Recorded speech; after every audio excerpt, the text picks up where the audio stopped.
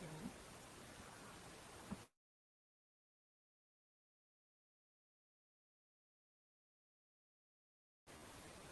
Can you hear me? I need to be sure if my speaker is working.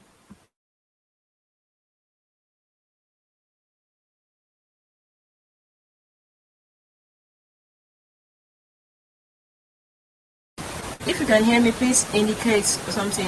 Please indicate.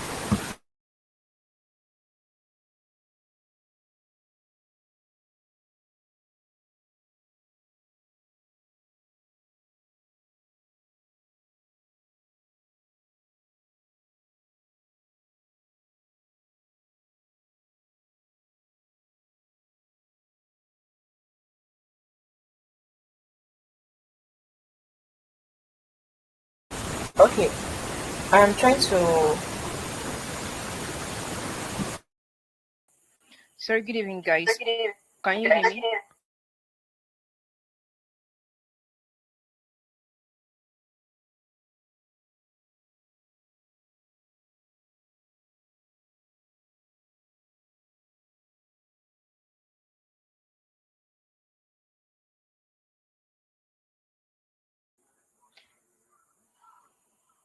I don't know if you guys can hear me now. Please, can you indicate if you can hear me? I have to join another account. All right, thank you. I don't know why I'm not able to talk from here, but regardless, I will just continue on this end. So, don't know if you should wait a bit for some people to start, or we should go ahead with the um, um boot camp. Let's just give them like 5 minutes top, and then we can go ahead with the class.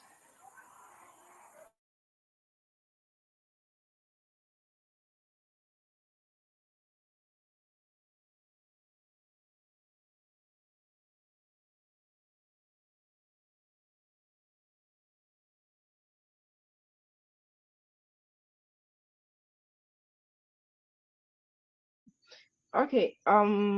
So please, can you guys indicate if you can see my screen? Please indicate if you can see my screen, because I'm going to share my screen. I don't know if it's visible. Can anyone see my screen?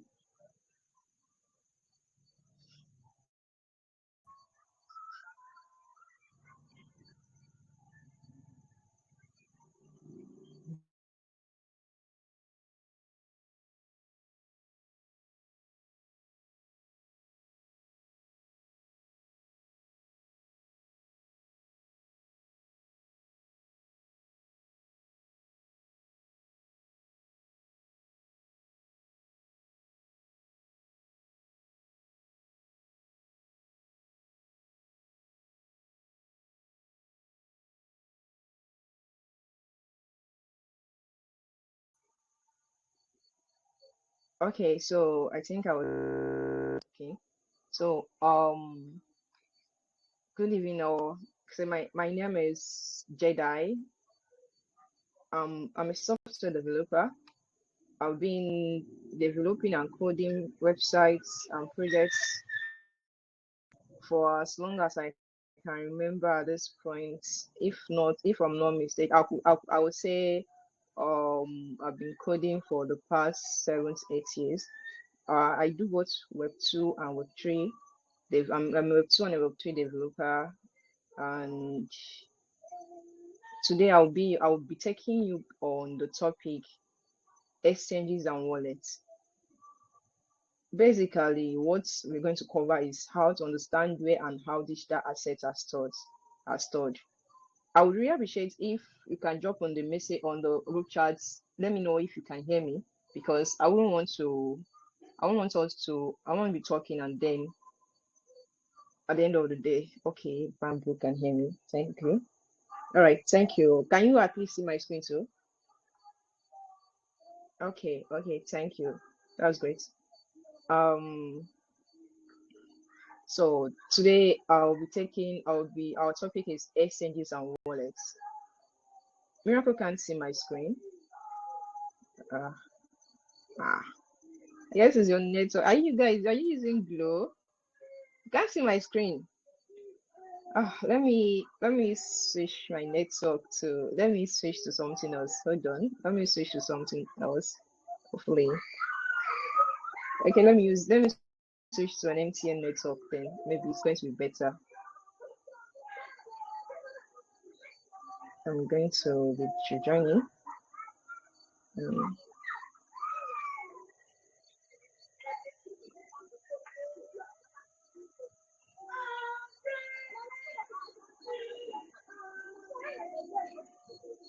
oh, how do you end the stuff? Ah, God, Telegram. Okay. I think I've seen what I wanted to fix. Okay, all right. So I'm going to be sharing my screen one more time, and let me know if you can see it. Share your screen.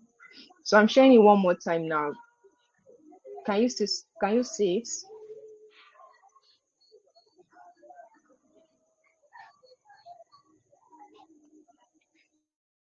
Okay, thank you. Uh, thank you. All right. So like I said today, I'll be taking you on the topic.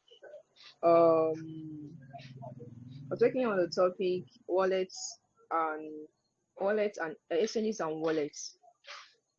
The name. I think that a lot of newbies in Web3 have this misunderstanding.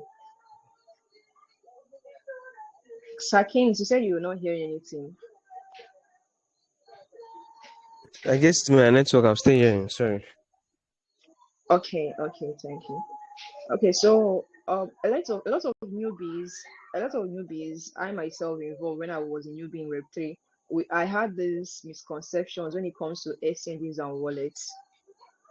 Ah, God, you can't see my screen.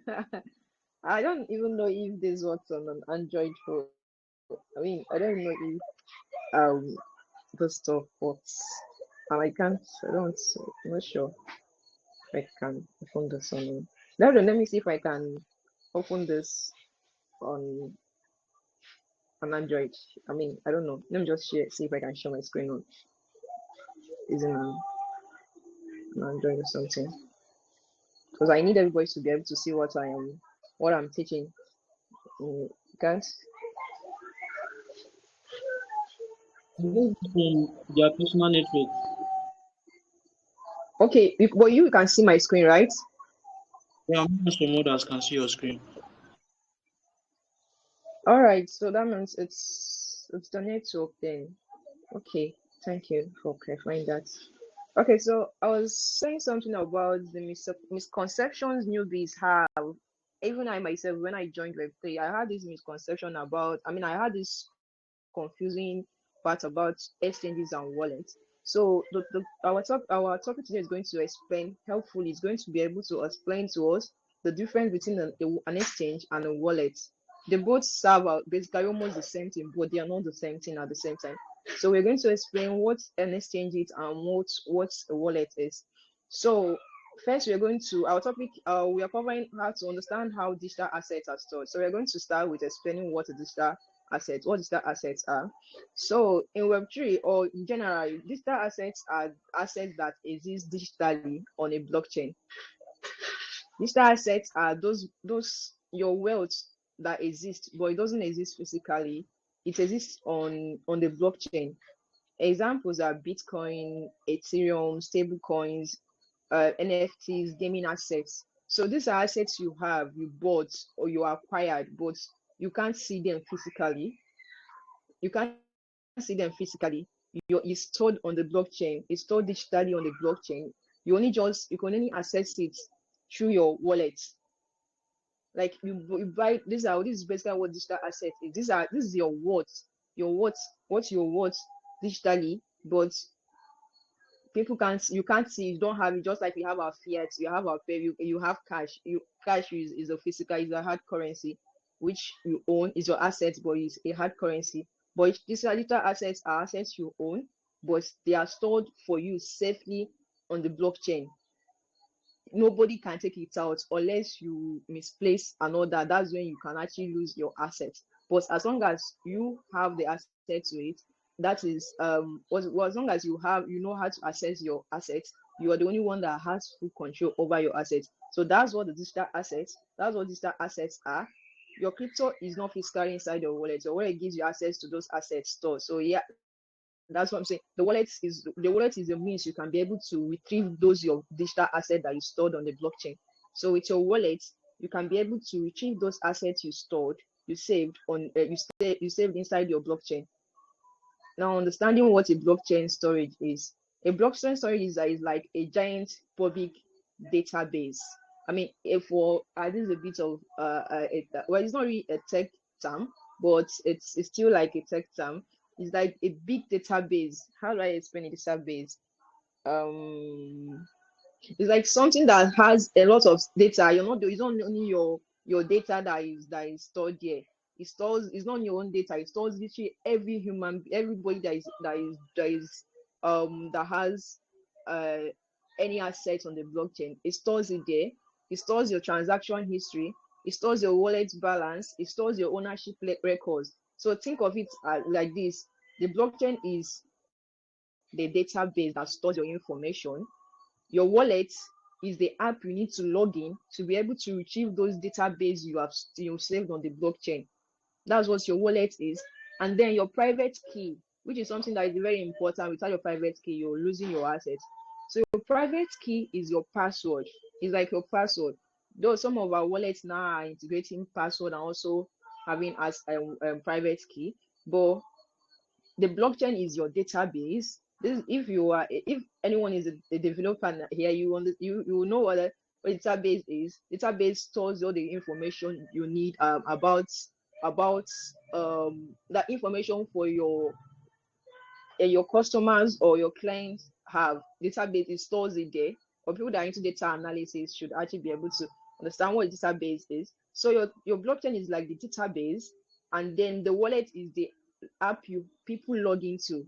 So I have to log into my wallet to be able to get the information I stored on my database. Like I was storing, let's say I got my certificate from uni and I want to store it in my blockchain. I want to store it on the blockchain. I can store it there. Nobody else will be able to access it. I will be the only one to access it as long as I have my private key. So even if my phone gets lost, we also talk about storing our private key because it's very, very important in as a Web3 person in blockchain, storing your wallet key. So now this brings us to what an exchange is. Remember, with our topic, our theme is exchanges and wallets. Then our topic is understanding digital assets and how it's stored. So now, what is the crypto exchange? A crypto exchange is a platform where users can buy, not this. A crypto exchange is a platform where users can buy, sell, trade, or swap their digital assets. That is what a crypto exchange is. I will also explain what a wallet is, so you would also know the difference. A crypto exchange is a platform where users can buy, sell, trade, or swap their digital assets. We have popular exchanges, which are Binance, Bybit, Coinbase, OKX, Mexi, a lot of them. Bitget as well. Bitget has an exchange and also has a wallet. So exchanges are usually the first step for beginners. So if you are a beginner entering into crypto, exchange is something that is always recommended for you, so you don't end up losing your money. Most people, if you start up using wallets, you might even make mistakes and end up losing your money.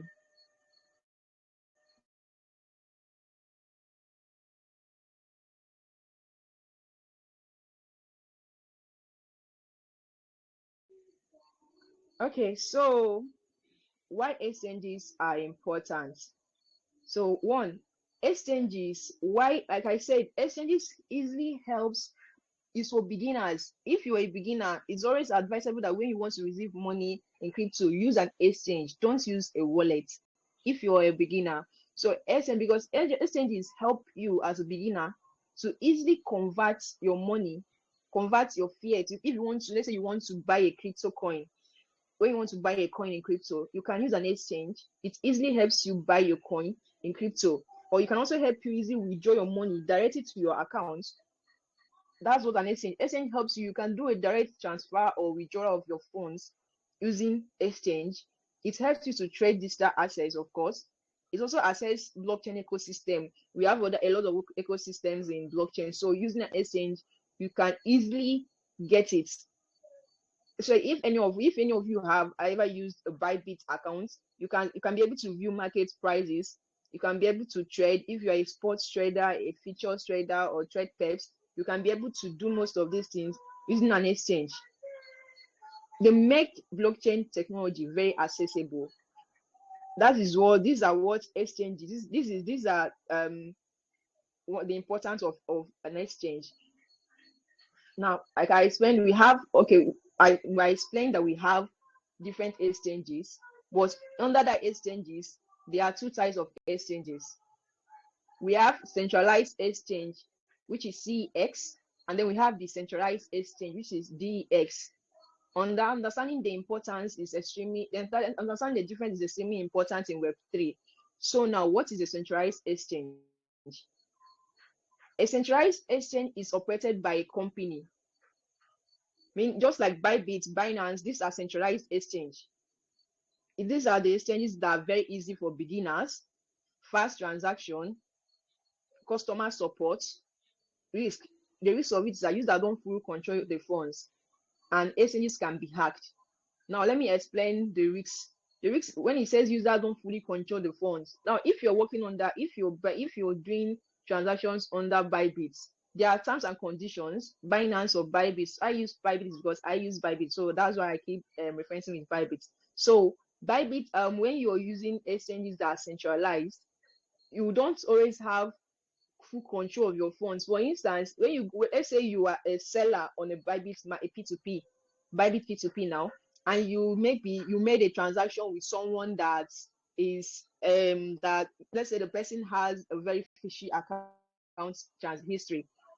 There is a possibility of your accounts, of you losing your money, the money you have in your account. There's a possibility of you losing your funds when you deal with someone that has a fishy history, or when someone, let's say the money that came into their accounts is not really accounted for. All these centralized exchanges, they monitor your activities, and when they notice some things that are fishy, they can block your accounts. Now you have to start doing verifications, doing this one, face this one, get this one, upload this document, do this, open your mouth, close your eyes, all these unnecessary verifications. So that's the risk of a centralized exchange. Then we also have exchanges can be hacked. Yes. Bybit and the rest of them are built. Yeah, all of them are built. These applications are actually built by people, which means that there's a possibility of it getting hacked. There's a possibility of the codes being leaked. There's a possibility of someone that is good at cybersecurity hacking and getting access to some users data and information. And once they get access to your data and information, they can easily hack your account. That is the risk of centralized exchanges. Now we have decentralized exchanges, which is DX, which allow users to trade directly from their wallets. So a decentralized exchanges allow you to trade directly from your wallet. An example of a decentralized exchange or wallet, rather, we have Phantom, yes. We have which other wallets? There are a lot of those wallets that we have MetaMask as well. Yeah, if I'm not mistaken. Yeah, we have MetaMask, we have Phantom, we have wallets those wallets that actually usually requires you to put your private key and the rest of them. These are decentralized exchange, meaning you have full control of your assets. Nobody knows where your money are coming from. Nobody is going to monitor where your funds are coming in from. Nobody is going to monitor where it's going out from, or where it's going to, or someone coming to say to open your mouth and close your eyes to make verifications or upload your documents. That is for decentralized exchange. When something is decentralized, it means you have full access. It's nobody is going to monitor what you do. Then the risks are no customer service. There's no customer service for Phantom. When you do whatever you do on Phantom and your money gets lost, forget about it. Just cry. You have to spend your maybe an hour or two crying, because I've had a lot of experience using Phantom and the rest of them, and I lost a lot of my money. But I can't. There's no customer service you can actually go to and tell them, sorry, can you check this thing? This happened. I sent this to this person or something. You can't even do any of those things. So there is no customer service, and it's more technical for beginners.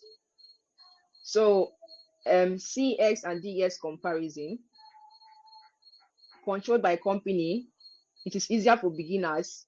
Company control funds. Why DEX? DEX is controlled by smart contract.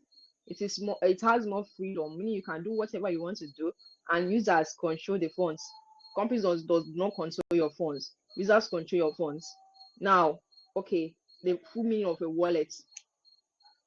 A crypto wallet helps users access blockchain assets, send and receive crypto only, connect to decentralized apps, and manage ownership. That's what a wallet is. A wallet, what is it called?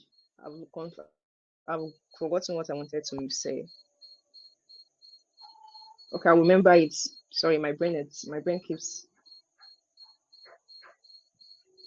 So wallet do not store your crypto. Now let me explain what I mean a wallet not store your crypto. So wallet does not actually store the crypto. Access remains on the blockchain, but wallet stores access credentials that prove ownership. So what a wallet do basically, what it basically does is it stores your assets, those things that you need to prove that you are the one that owns this money. You are the one that owns this the coins in your blockchain, the blockchain. That is what a wallet is. A wallet is like I'm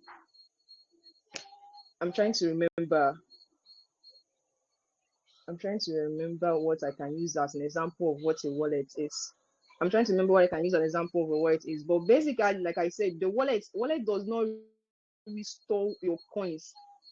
It's the exchanges that it's the blockchain that your coins are basically or usually stored in the blockchain. But the wallet, what wallet does is it helps you access your funds. It helps you access your funds. And there are two ways to there are two ways to access a wallet. Though the main way you can access a wallet is using your private key. So we have a public address. Public address are things you can share for people to be able to see your history. Scan if you send an Etcoin, or someone sends you an Etcoin, you can use your public address to probably check it on Etherscan and the rest of them. While you can also use that public address, is the address you copy from your wallet to give to someone to receive funds into your blockchain.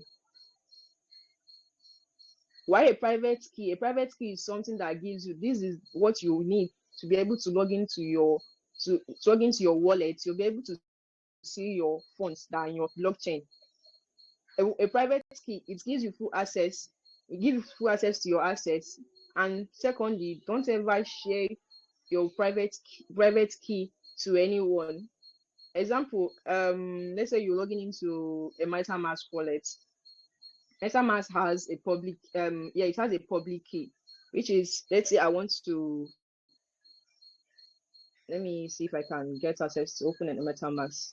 Okay, so I have, let me do that here. This is my MetaMask account. This is my MetaMask account.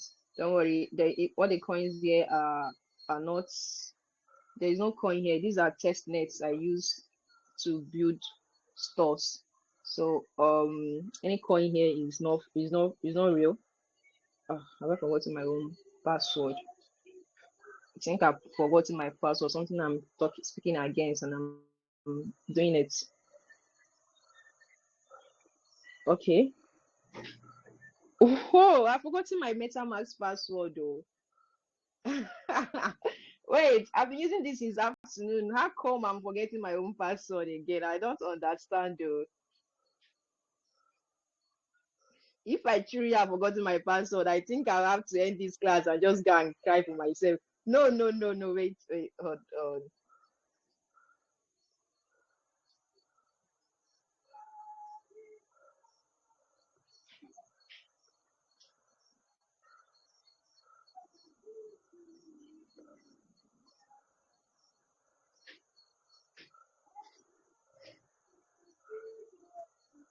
Okay, please give me a minute. I'm trying to, oh, I think I know what happened. My keyboard has gone back to US, USA, and that's it's a bit confusing for like key is not, I'm not using I'm using a UK keyboard. So I wanted to open my MetaMask and show you the private key and the public key and all that. How am I going to do this now? I can't see afford to do that on this. Let me see if I can access my wallet. So I'm going to create a new wallet, a Rabby wallet. A Rabby is another type of wallet. So I'm going to create an account on Rabby. I'm going to create, if you can see my screen, you can see procedure I'm taking to actually create this account.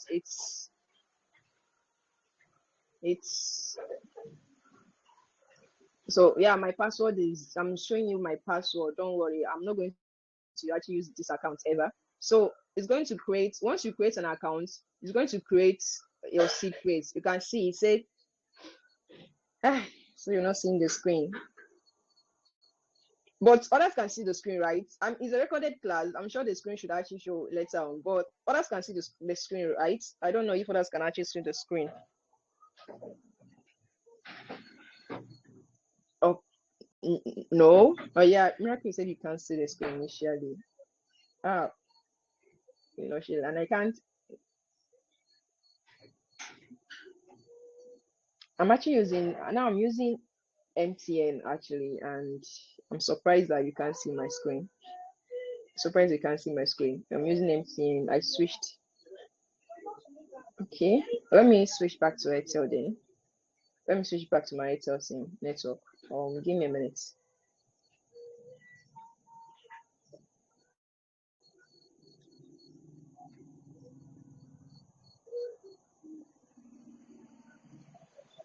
So I just stopped sharing my screen. I'm going to reshare my screen one more time.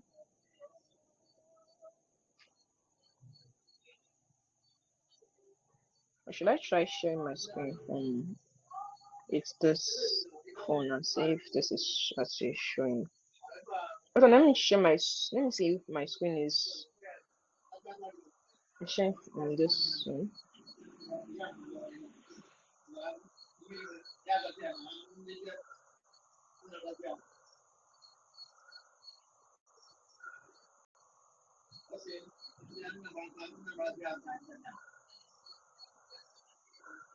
This one is not showing my screen either. I'm just going to let me try sharing it one more time.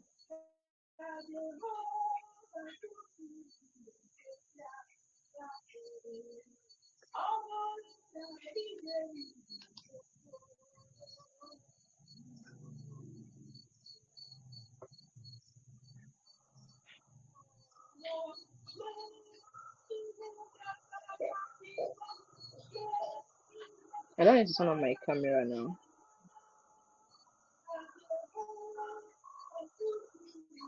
It's dark. I'm not going to turn on my camera.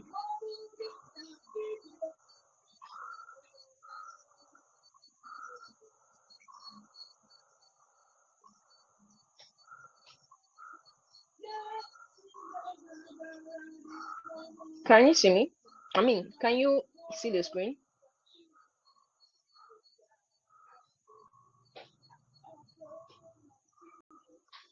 Sorry guys, I don't know. This one is no longer my okay, thank God, because this one is no longer my photo. It's our network, our precious country's network.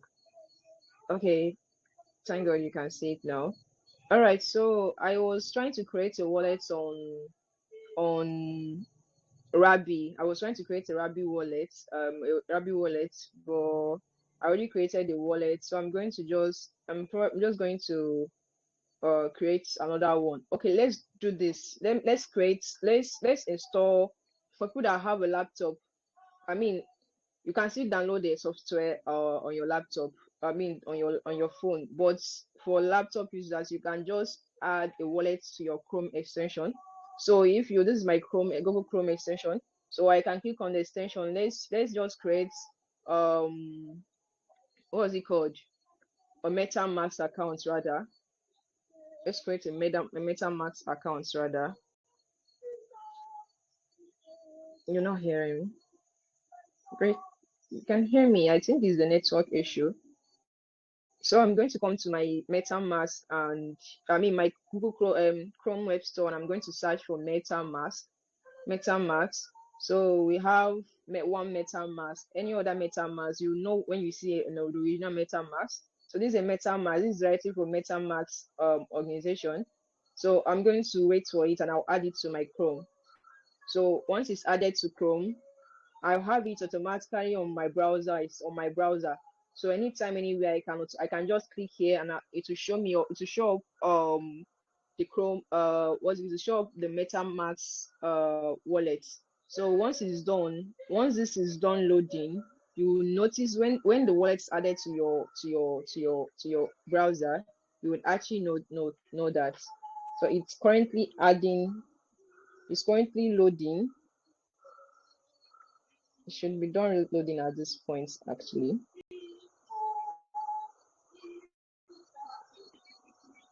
Let me just refresh this.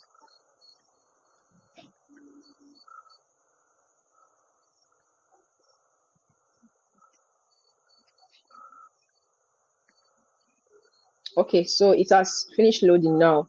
All right, so it's once it's done, automatically to open this page for you. It's open this page for you. So for beginners, we are going to be creating a new wallet, entirely new wallet here on MetaMask. So this is a MetaMask wallet. We are going to go to create new wallet. I'm going to create a new wallet. So MetaMask is trying to make it easy for newbies like us to actually be able to. So you can actually create with Google account now. You can create with Apple, or you can use your secret recovery phase. So our main topic is private key and public key. So I'm going to create using what's it called, secret recovery phase. Yeah. So I'm going to create that. So I'm going to put a password. I'm going to put a password that I can easily remember. Don't worry, you can't actually hack the account. So if I lose this password, MetaMask can reset it. This is a sign that it is decentralized, meaning that nobody is going to come and send you email. Okay, you lost your password. Click this link to reset your email. Nobody's going to send it to you because it's a decentralized stuff. Everything you're doing is on you. Everything you're owning is on you. There is nobody that has access to any database to send you a link for you to reset your password, or they can change the password for you. So once you lose your password, your wallet and your money Otilo is gone. You won't be able to access it again. That's the whole advantage of decentralized. As I said, it's not really newbie friendly. It's usually for people that already know what they are doing in crypto. So now this is our secret phase. I don't know if they will let me show it, but I'm going to still show it anyway. So we have MetaMask is giving me 12. Some wallets gives 24, while some give 12. So MetaMask is giving me 12. So it's just have to remember most of these things. Though I know I'm going to forget it. What I can do most times is I will just take a screenshot of the page. I'll just take a picture of this page because they will ask me questions shortly. So remember to save this, back this up, because they'll definitely ask you a question along the line. So I'll click continue. I knew they were going to ask me a question about it. So the first one I choose, I can't remember my first seed phrase. I think my first seed phrase was timber. It's timber. I think so. It's timber. Oh, it's not timber. Okay, it's machine. My first seed phrase is machine. Then my second seed phrase is timber. Then that the third will be the pyramid. So now it's perfect. Say it's, I have my account, I have my wallet. My wallet is ready now. I can open my wallet. So that's those 12 phrases we saw right now are what we call our private key. The I can't see the screen. Same here. The screen is what am I supposed to do now? Why? Because I need to be sure that you are seeing my screen for me to know that I'm teaching. But now some people are saying they can see, or some people are saying they can't see the screen. That's like I can't. I don't know if I can test this with this stuff. But this network, my network speed is up to date, if I'm not mistaken. Network speed. Network speed test. Check the internet in little seconds. So I'm going to run a speed test and see how terrible my speed is. If it's that bad, then switch to the other network.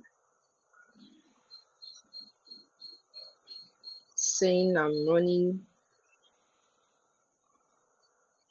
97 points megabyte per second.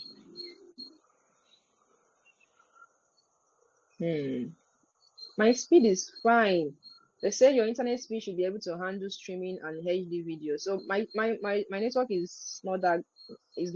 It's actually okay. It's a 9.78 download. So and the upload is 5.8. So I think it's not that bad. So that means you have to either leave the call and try to join again. Maybe to let you see the screen. Or is it?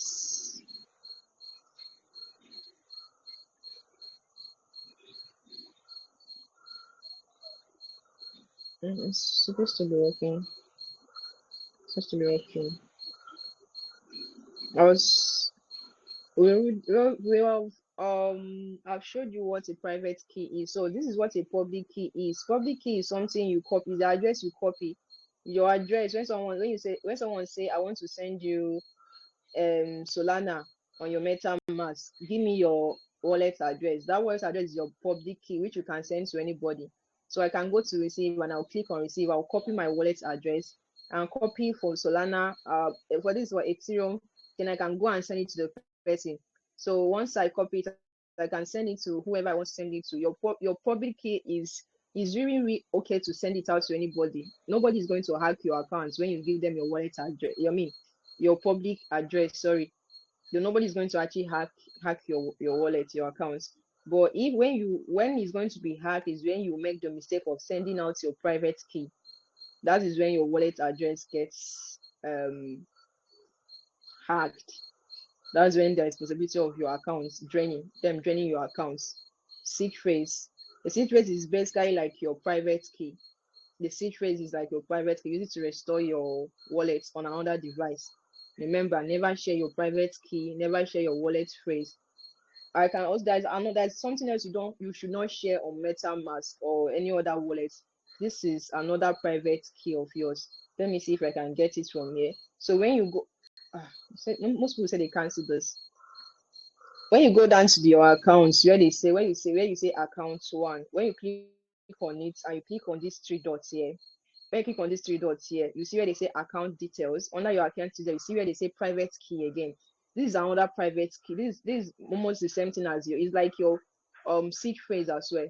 Don't give it out. Don't make the mistake of giving it out to anybody. I'm trying to log in, open my own so you can see it and hack me. But don't make the mistake of giving it out. So these are my seed phrase. This is a seed phrase and private key rather. Is a private key of this account. So don't give it out. These are your private keys. You don't give it out. And your seed phrase, you don't give it out. But your public key, which is your account, your wallet account, public key, you can give that out to anybody. But for your private key and your seed phrase, These are two things you should not make the mistake of giving out to anybody. Types of wallets. There are two types of wallets we have. We have the hot wallets and the cold wallets. I'm sure most of us don't know that we can store our crypto offline. I mean, we can actually have people that store their crypto on a USB drive. You can actually store your crypto in a USB drive. So that you can store your crypto on a USB drive. You can store it offline. Meaning you can carry your crypto around. You can carry your own crypto coin, your wallet. You can carry your wallet around like a USB drive, which you just have to put on your laptop, put your C phrase and open it, and you have access to your coins. A lot of people lost their Bitcoin when it's launched because of it was because most of it was stored offline. So most of them actually lost what's it called, their Bitcoin. And tomorrow is World Bitcoin Pizza Day. Well, that one is not because he lost it. He sold two of his pizza his Bitcoin for two pizza. He sold his Bitcoin for two big pizzas. I mean, you can't really blame him though, sure. But that aside, there are two types of wallets. As I was saying, we have hot wallets and we have cold wallets. So the hot wallets are the ones that use the internet, just like MetaMask. These are the ones that use the internet. And then we have the cold wallets. Cold wallets can be there's a cold wallet I know very well. Let me just search example of cold wallets. You see example of cold wallets. Cold wallets. So they usually like stored as a hard drive, stored in hard drives. The wallet is like a hard drive. There are a lot of companies that offer it. So this is a cold wallet. We have Tangem. Yeah, Tangem offers cold wallet. Elipa offers cold wallet. Is a cold wallet. We have Ledger. Ledger this is your wallet. This wallet now contains a lot of coins, cryptos. I mean a lot of crypto and coins. Ledger, it's content. These are wallet. These are wallet address. You might see this in one day on the road and you leave it. I mean, for you though, but if I see it, I might take, even if I don't know the password. It's not bad to actually hold it down for the owner whenever they are ready to reclaim it. But I'm not trying to say you should steal someone's wallet. What I'm trying to explain is that a wallet can be in form of a USB drive. A cold wallet can be in form of a USB drive, which means it's off. You can use it offline. While a hot wallet is the one that requires your internet to be able to be used. That is the difference between a hot wallet and a cold wallet. We already know examples of a hot wallet. MetaMask is an example of a hot wallet. I already mentioned it. MetaMask, Trust Wallet. I don't know how to watch Trust Wallet. Trust Wallet, Phantom. The advantage is that it's easy to use and it has fast access. The risk is that it's vulnerable to hacks and phishing. So someone can hack your account. I'm a victim of losing my money on my funds on Trust Wallet. There was an era when we used to do a lot of meme coins, Elongate, Shiba Inu, all these things. These were like as at early 2000 or so. I bought a lot of coins, thousands and millions of a particular coin, both the ones that they use Elon names to build Shiba Inu, Shiba these all those ones. But just the fact that I made a mistake, why I think I clicked a link or something. I don't know what happened to today. I don't know how I lost those coins. I tried to access the wallet with my seed phrase and I noticed that all my coins have been wiped out. So these hot wallets are prone to distance hacks. They can hack it. You can click a wrong link and your account will be wiped dry. Then we have cold wallets. Cold wallets are Ledger, Trezor, this ones. So advantage is that it has better security, meaning you can just drop it somewhere safe inside your house or under somewhere where no one can be able to access it. That's the advantage of a cold wallet of cold wallet. It's a long time. It's long term. Like I said, it's great for long time storage. Disadvantage is that it's less convenient and it can be physically lost, which is obvious. Some people can develop memory loss and they will lose their wallet. They will not know where they kept their cold wallets, and then like that, the wallet is gone. You won't be able to um remember where you kept your wallet. Now we have a custodial and a non-custodial wallet. So a custodial and non-custodial wallet, this is basically like A custodian wallet as it's when you let a third party help you control your key. There are websites that offer custodian that can help you just save all your keys. They can help you save your keys so that in case something happens to you, automatically your keys will be sent to your what's it called? Your next of kin. That's where a custodial wallet comes in. A custodial wallet is like a bank, I guess, that saves your key. Yeah, it is a bank that saves your key. So when something happens to the person that saved those keys there, your next of kin can come to visit there and visit the platform, the website, and once they fill up the necessary information to prove that they are the next of kings, your next of kin, they can have access to your custodian wallet. They can have access to your keys and be able to retrieve your coins, your asset that you stored on your blockchain. Now we've covered wallets, exchange, code wallets, hot wallets, seed phrase, private keys. Now we are in custodial wallets. Custodial wallet is basically, like I said, it's just like a bank that helps you save your keys. You might have there are people that have almost up to 500 keys or more. So what they just do is to save it on the custodian wallet. That way, whenever something happens to them, the money their key, not the money, not their assets. Custodian wallet doesn't have access to your assets unless it's a fake custodial platform. There are actually genuine custodian platforms that you can use to save your private keys, so that in case of anything happening to you as a person, it will be given to your next of kin, because it's not everybody that actually know their siblings. I mean, most of my siblings don't know my own my private key. So if I should have a custodian wallet and something happens to me in the nearest future, they can easily have access to those keys, the next of kin, the person I'm putting in. Then a non-custodian wallet is basically the opposite of a custodian wallet. It means you are the only one that have control of your wallet, of your keys. Nobody is helping you save it. Once something happens to you, your money is gone. I know someone that recently, okay, it was sometime, let's say, he lost his life outside. I think I can't remember the country, because the thing happened around me. It's someone I know.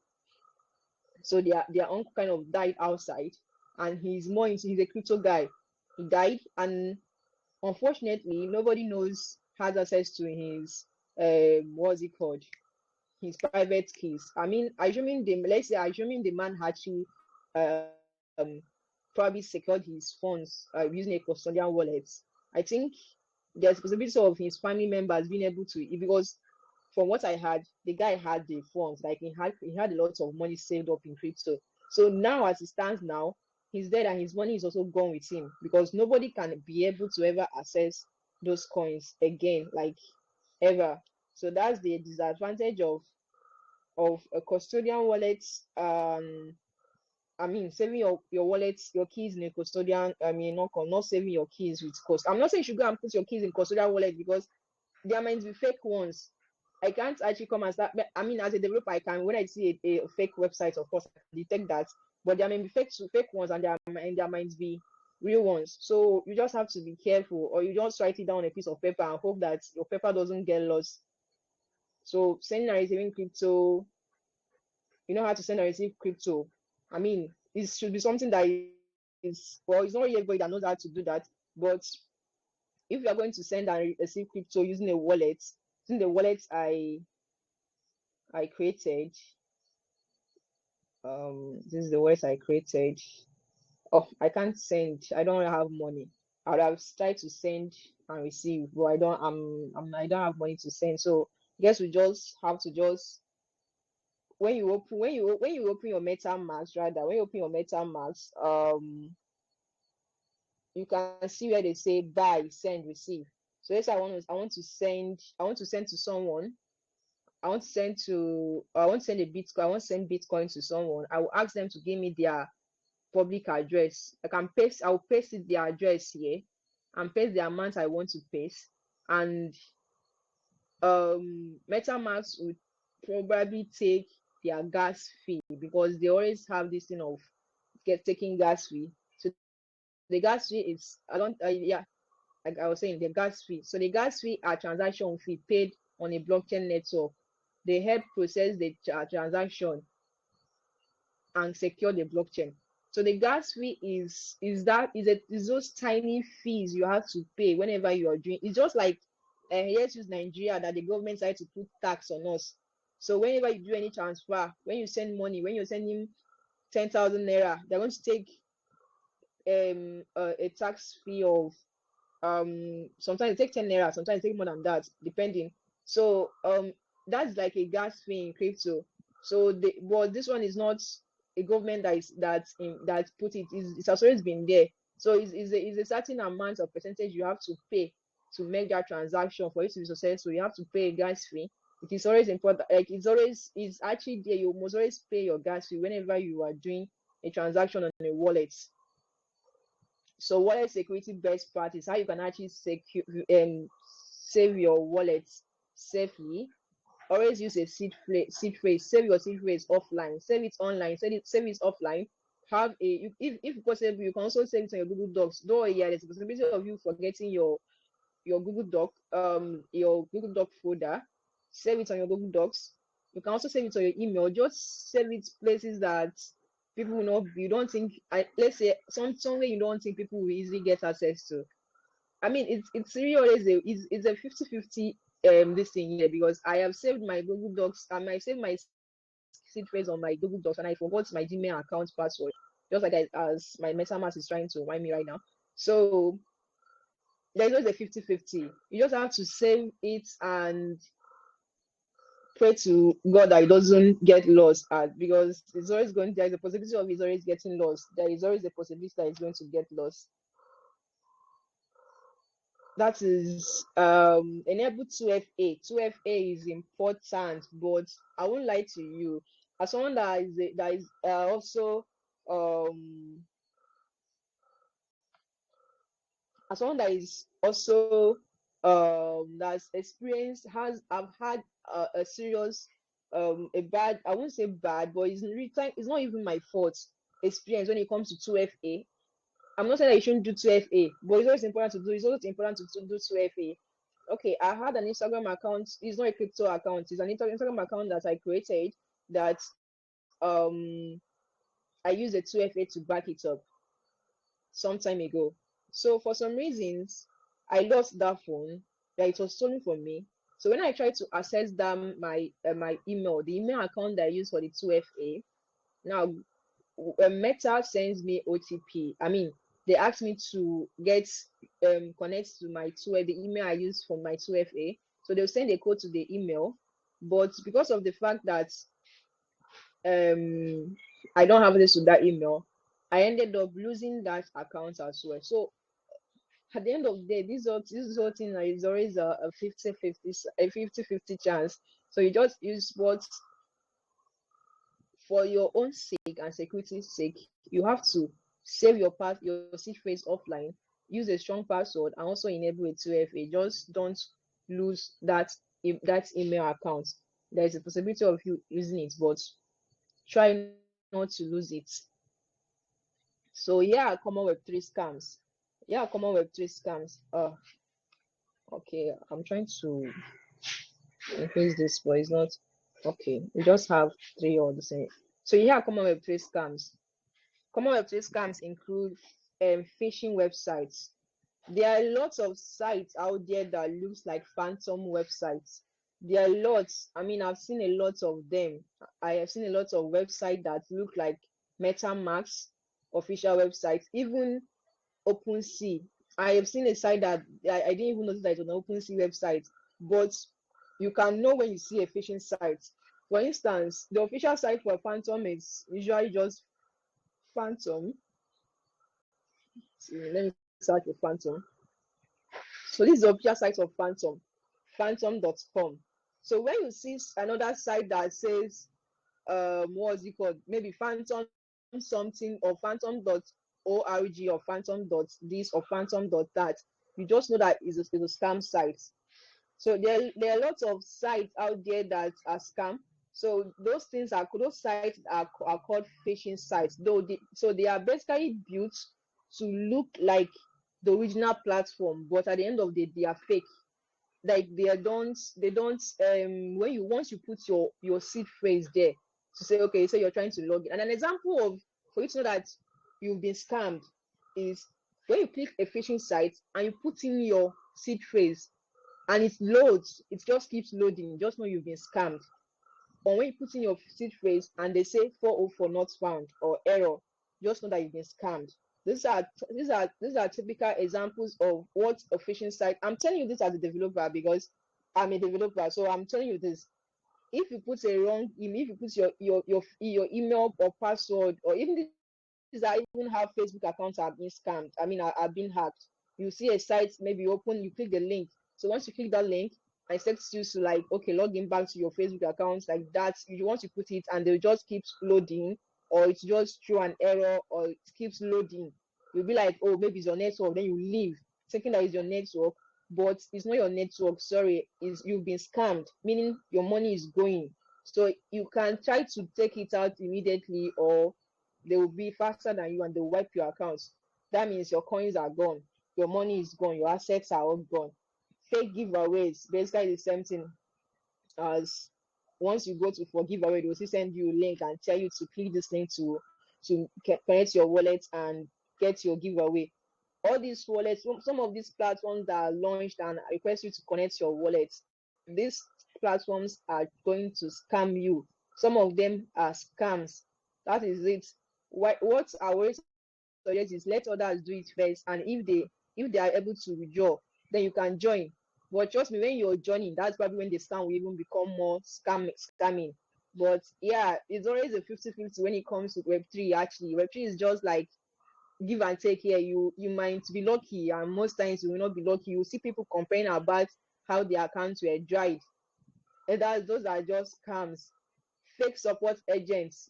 You see someone that will be like on your mail, on your X account, you see someone that will be like, hi, I am the manager for this company or something. I mean, for this crypto project. You'll be like, okay, they want you to give this, lay your complaints and all that. Then you might lay your comment. They'll be like, okay, give me your seed phrase so I can be able to help you log in and all that. Those are parts of scam.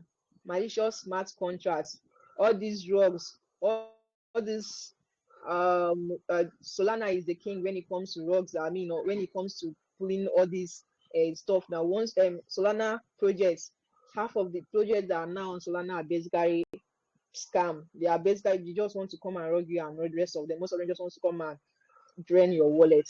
So what I can say is that Web3 it's a platform that once you know how to secure yourself, don't just participate in giveaways. If you even want to participate in giveaways, you can actually create a Bona account, a Bona wallet account, just for the sake of it.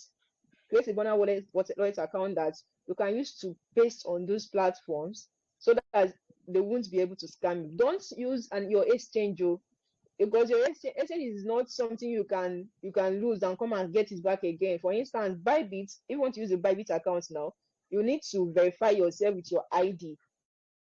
So once you are verified Bybit user with your ID, you don't have another ID again, which means that once you give scammers access to your Bybit account, there is a 50-50, I mean a 90-10% that you won't be able to get access back to that your account again, because they'll be using your account, or they will be able to have access to it while you'll be losing your money. You'll be wondering where your money is going to, and you don't know that they are the ones draining your money.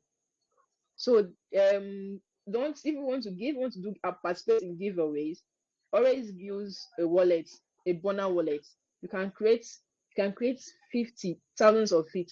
And myself, the words on this browser, I don't even use it for anything. I only use it for my test nets, because I have some ecosystem I am testing that are coming up, and I'm trying to build as a developer. I'm trying to build projects under them. So I have these wallet accounts where I used to receive test nets to use and test my products. So even if the ecosystem turns bad, I will still be able to. I won't lose, because I'm not using my money on this wallet. I'm just using it's just test nets, and the test nets, I'm not the one that funded it. They are test nets, mean they don't have any value. They are just test nets. Use it to test. In these are more for developers, but that's it for what's it called, Web3 scams. If you want to, even if you want to participate in giveaways, always have a Bona wallet that you're just going to use to store that. Whenever they send you coins, it's just going to that wallet, so you can safely withdraw the money to your exchange and then withdraw it to your bank. That is the best alternative way to do this. If you must participate in the giveaways that is going to happen, always use the Bona account. Reward applications, wallets are used for DeFi, NFTs, gaming, payments, cross-border transfers. These are the things that wallets are used for. Beginner mistakes. That's, I already mentioned this. Sending crypto to wrong network. Yeah, sending crypto to wrong network. I'm also a big this thing of that. Someone sent me an account. Someone sent me, no, not someone, actually it was I myself. I wanted to move my money from my exchange to my wallet sometime last year. That was around $350 I wanted to move. I made a mistake in copying my public address, that's my wallet address. I didn't put the last number. That was how I lost the $350. And that was really heartbreaking for me, because that was like around Christmas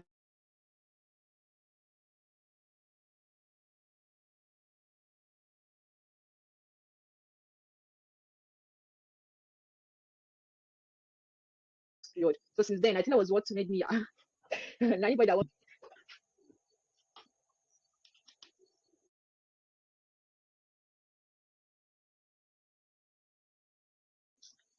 Sorry about that, my network disconnected.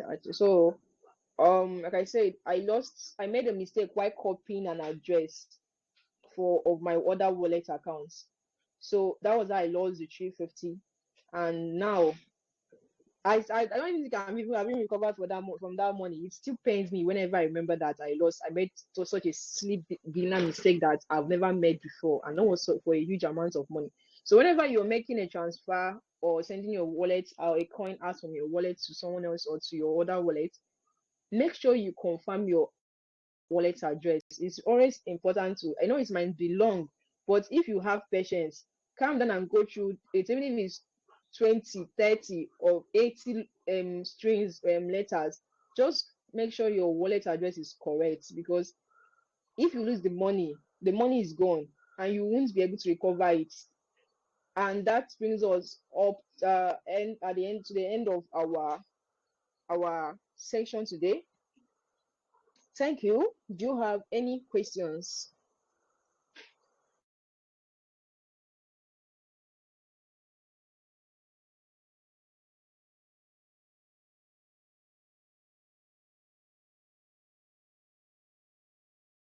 Yeah, JD. Good evening, ma. I don't know.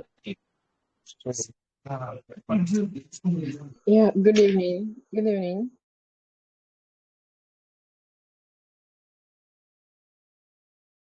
I don't know. Someone takes speak before me. So, but like, I wanted to ask, that this section I didn't see a phone. So I didn't know whether maybe have like a CDA for references. That's to send ourselves to that. Continues to pause the smoke now. Thank you. Sorry, I didn't get what you said. What did you say? So I said, for this section, I didn't like see your screen. Probably, I don't know if it's my network or something.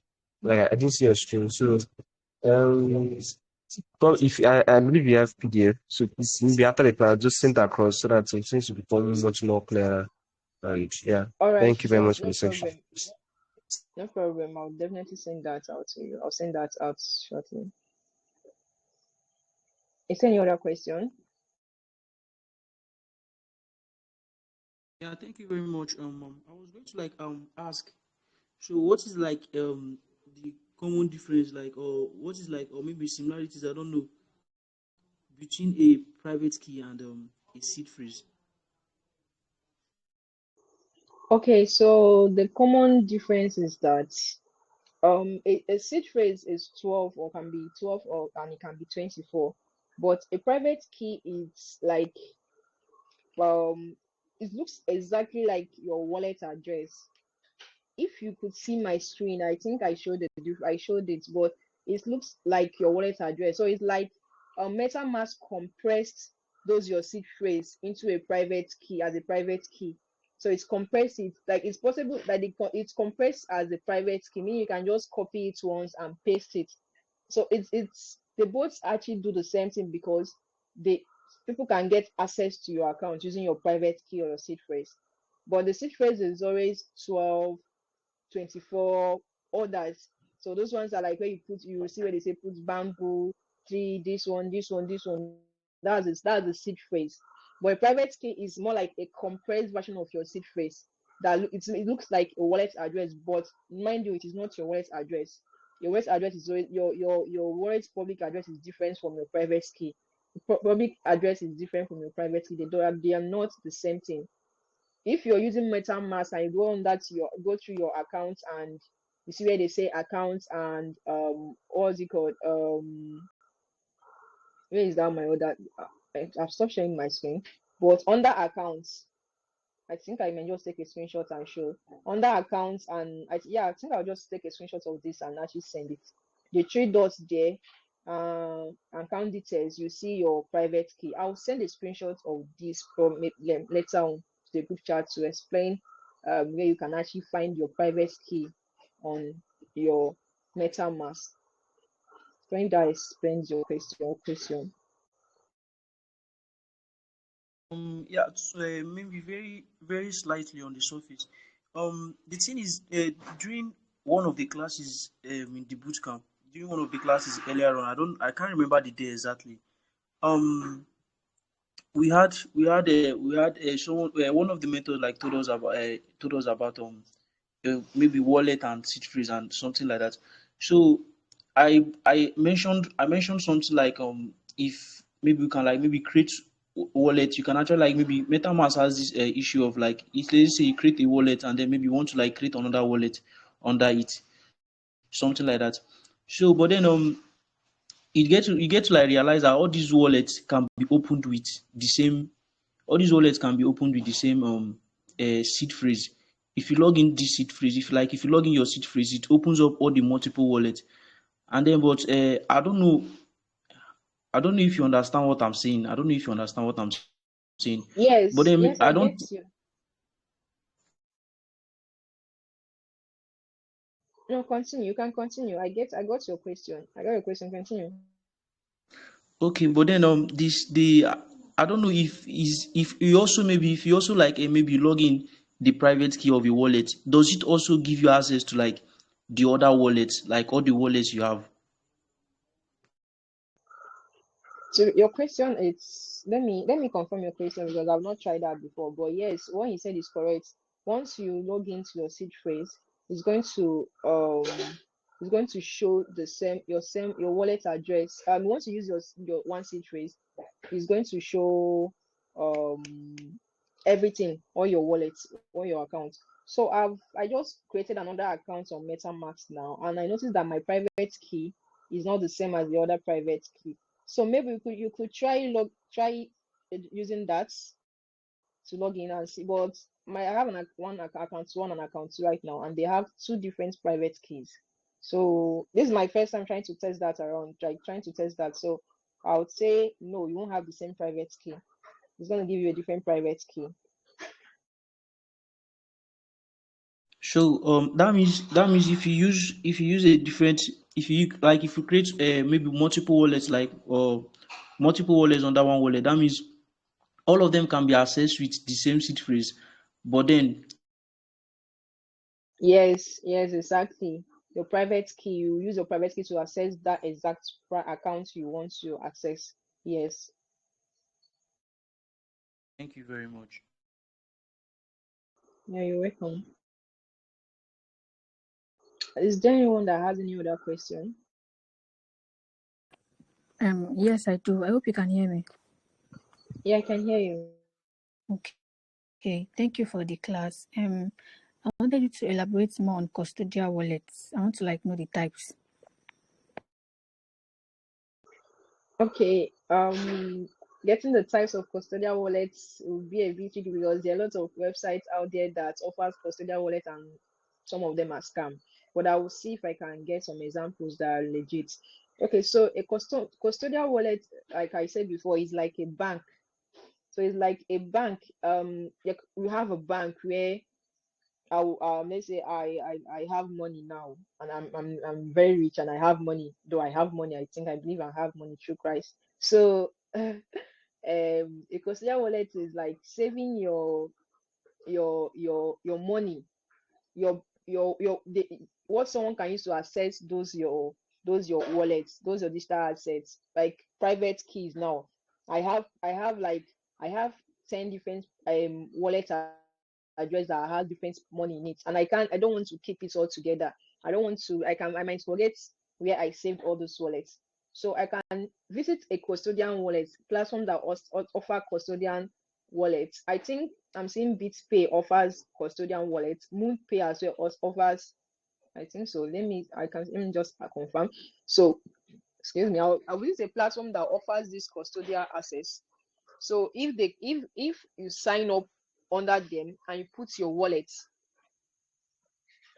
I'm trying to see if these people offer custodian wallets. If once I put those my private keys, there are a series of procedures you have to use to confirm and verify both yourself and people that your next of kin. So it's not accessible to other people. Though this is a bit tricky because yes, you are giving your access to a company to hold for you. You're giving your basically your life earnings to this company, these platforms to hold for you. But that's what we also do when it comes to bank. So you're giving everything to them. So when something happens to you, your money will be given to your next of kin. That's if they come to actually make them right to your account, for your key. These platforms are going to serve like a bank. You have to go through certain verifications to verify that you are the next of kin and that you are the person to receive the private key. You get the access to those private keys. So yes, that's basically the work of a custodian wallet. The custodian wallet, what they do is they safeguard your private keys. They safeguard those, not only private key, of course, but your seed phrase as well. Those are private keys, but I'm just generating all of them. So they safeguard your seed phrase for you whenever something happens to you, or even if you lose your phone and you can't, maybe you lost all your whole stuff, you can just visit the platform, log into your account and be able to retrieve all your wallets, your seed phrases, and you can use it to log in.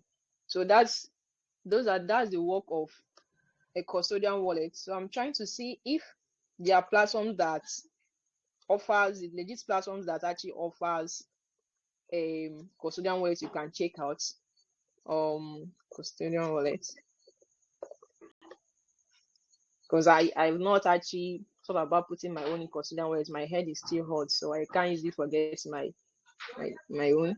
So they said, funny enough, they said Binance.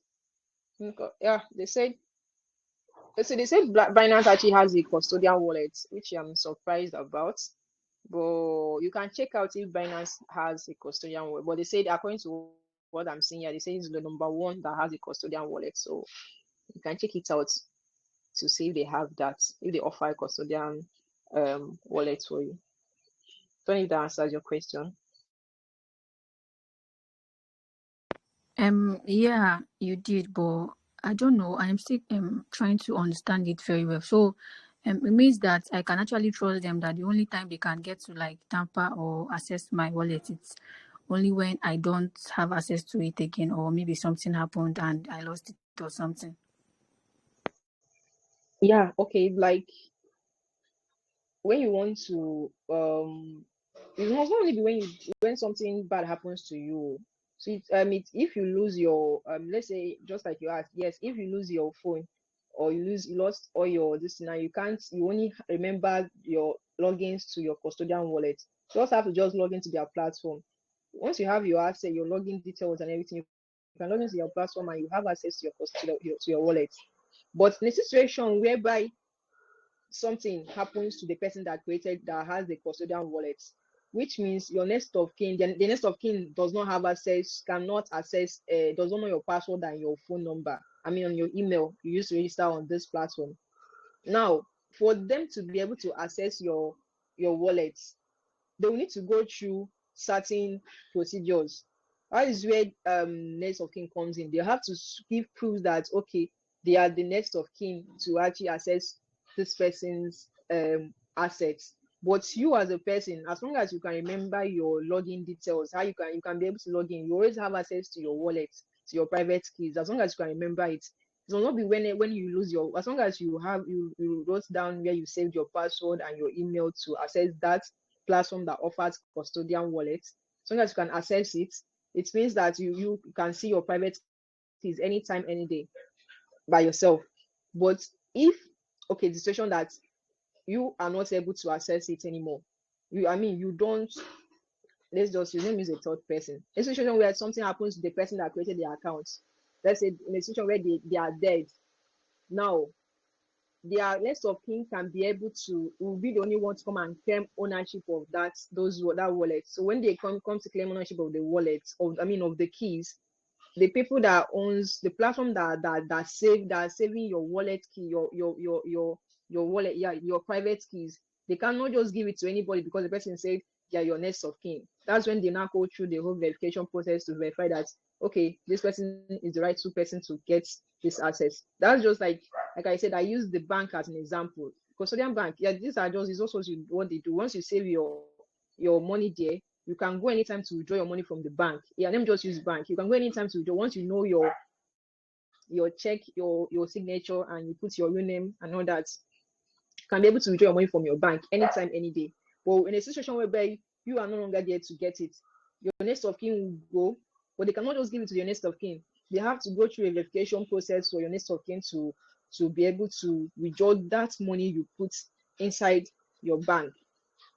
So that is just the difference, is that it's online. This one is online, while the bank one is offline. If it's physically, but it's basically the same situation.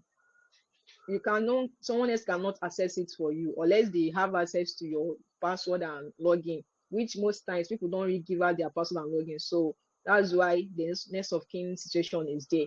But if you have access to your password and login to that platform, then yes, you can access it anytime. Okay, thank you very much.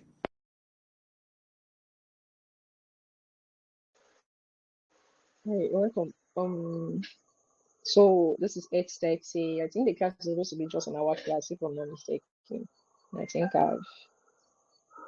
I've bored you guys too much. So we're going to be calling it a day for today. Does anyone else have a question? Sorry, so I won't.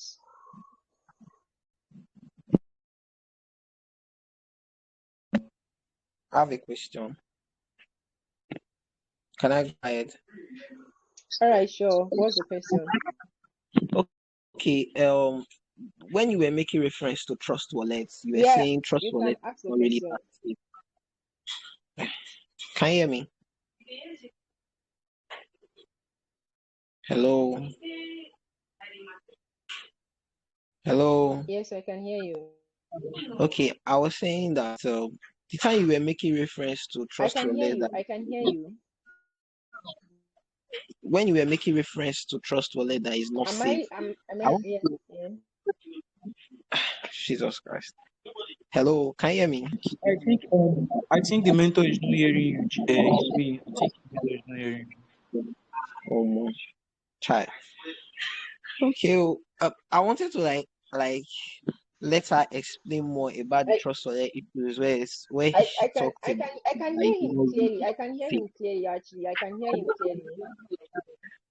Okay. So my question is, can you please just throw more light on these? You said wallets actually, like all these trust wallets and all these No, normal wallets.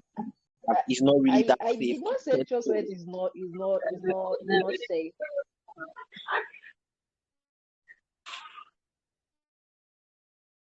like someone can actually get access to it. Like it's more like all these platforms where they usually use passkey and the rest, that if we have lots of Okay, I memory, don't we know can if you can just hear me. Well, I didn't say they are not safe. They are all safe. They are all secure.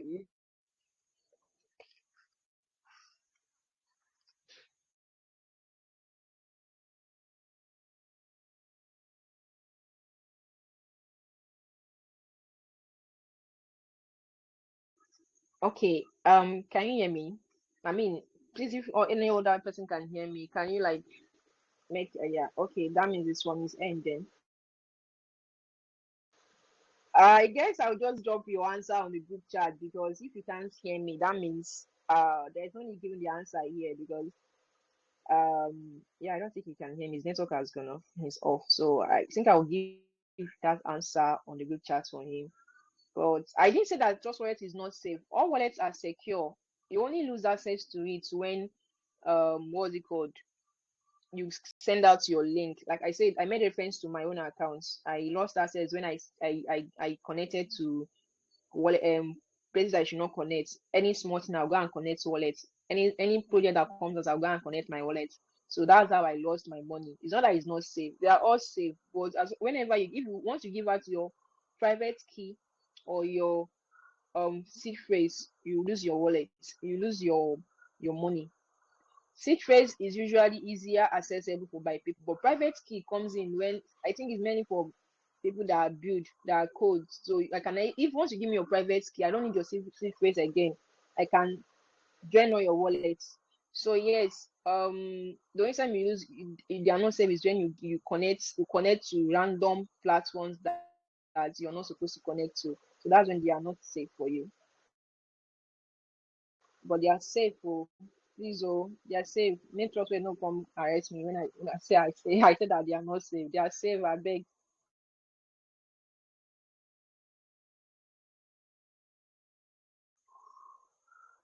Okay, so I will be wrapping this class of I'll be wrapping the class of the assignments. I think there is this assignment. The assignments is still the same. Make what is it called? I'm supposed to drop an assignment on this class about this class, so I'll drop it, which should be submitted by tomorrow. Yes, that should be it. Don't forget to Abi, should I give you guys assignments on X that you don't make post about your what you learned so today on X? Yeah, that should be what you just do. Yeah, just explain, make a summary of what you learned for today's bootcamp on X, and please don't forget to send the links to the group chat. That would help us keep track of what you did and what you've done. Mm, on that end, I don't think there's any other question to ask. I mean, so I would be wrapping it up for today. See you guys tomorrow. So it's nice being able to talk, have this class with you guys. See you all tomorrow. All right. Bye bye.